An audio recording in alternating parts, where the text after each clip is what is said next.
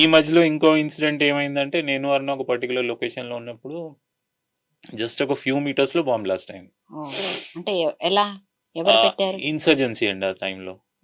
Location నేను చెప్పను. So insurgency issue అక్కడ. So just few meters. So మేము అక్కడ షాపింగ్ చేసి వెనక్కి వస్తున్నాం, బ్లాస్ట్ అయిపోయాం. సో ఒక్క 5-10 మినిట్స్ ఇటు అటు ఉంటే మేము అందులోనే ఉండేవాళ్ళం. సో అప్పుడు కూడా వదిలేద్దామని అనుకోలేదు. అంటే ఇలాంటి ఇష్యూస్ నడుస్తూనే ఉన్నాయి, అయినా వదిలేద్దామన్న థాట్ రాలేదు ఎందుకో. మరి మొండితనం అనాలో లేకపోతే బిలీఫ్ అనాలో ఇప్పుడు అర్థం కాదు నాకు. సో అదొక ఇన్సిడెంట్ నన్ను ఎక్కువ స్కార్ చేసింది. అర్నవ్ స్టిల్ ఓకే, నడుస్తూ అవుతూనే ఉంటాయి ఇలాంటివి. ఏముంది, లైక్ ఈ పనికి అక్కడ ఉన్న వాళ్ళు చాలా మంది పోయారు కానీ ఈ పనికి రాలేదు వాళ్ళు.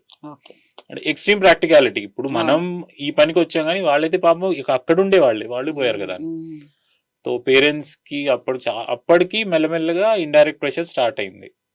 ఈ అవసరం ఇది అసలు అని.